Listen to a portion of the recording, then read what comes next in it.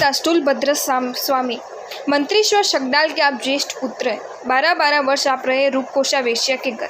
आपके पिताजी आपको 1-1 करोड़ स्वर्ण मुद्राएं प्रति वर्ष भिजवाते रहे, किंतु आप रूपकोषा को छोड़कर एक दिन के लिए भी घर नहीं है।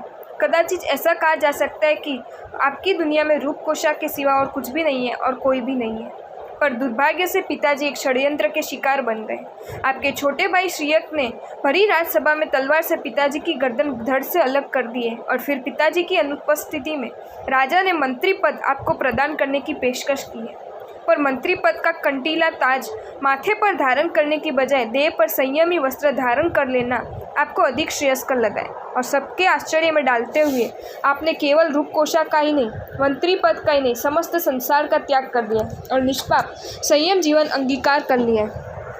अतिचार रहित आराधना और आशातना रहित उपासना, संकल्प विकल्प रहित स्वाध्याय और संज्ञा की अधीनता से मुक्त संयमचर्या, इन सबके सहारे संयम जीवन का पालन करते करते एक दिन आपको अपने गुरुदेव के चरणों में एक विनती प्रस्तुत की। गुरुदेव, एक विनती है, बोलो।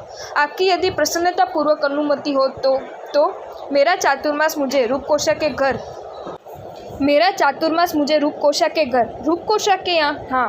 और गुरुदेव ने पल भर के लिए आंखें मूंद ली है और फिर आंखें खोलकर प्रसन्न वंदन आपको उसके लिए अनुमति दे दी है। चातुर्मास की विकारोत्पादक ऋतु, रूपकोषा का विलासी आवास, मादक आहार पानी, रूपकोषा के परिचित हाव भाव, सर्वथा एकांत अर्थात पतन के लिए सभी निमित्त आपके सामने उपस्थित। परंतु आप अडिग रहे। अग्नि को पाकर सोना जैसे अधिक और अधिक विशुद्ध बनता जाता है, धूप को सहन कर वृक्ष जैसे अधिक और अधिक सुदृढ़ और पुष्ट बनता जाता है, घिसते घिसते चंदन जैसे अधिक और अधिक शीतलता प्रदान करता जाता है, वैसे ही पतन के ऐसे अनेक निमित्तों के बीच आप अधिक और अधिक विशुद्ध बनते चले, अधिक और अधिक निर्मल बनते चले। आप पवित्र से पवित्रतम, निर्मल से निर्मलतम बन गए। एक और आश्चर्य का सर्जन हुआ है। रूपकोषा के संग रहकर आपका लेश मात्र पतन नहीं हुआ है, बल्कि आपके सानिध्य में रूपकोषा का उत्थान हो गया। वह आपको पतित नहीं बना सकी है, बल्कि उल्टा आपने उसे श्राविका बना दिया। सर्प के मुख में हाथ डालने के बाद भी जीवित रहने वाले फिर भी देखे, आग में कूदने के बाद भी बच जाने वाले फिर भी देखे, विषपान करने के बाद भी जीवन बचाए रखने में सफल होने वाले फिर भी देखे।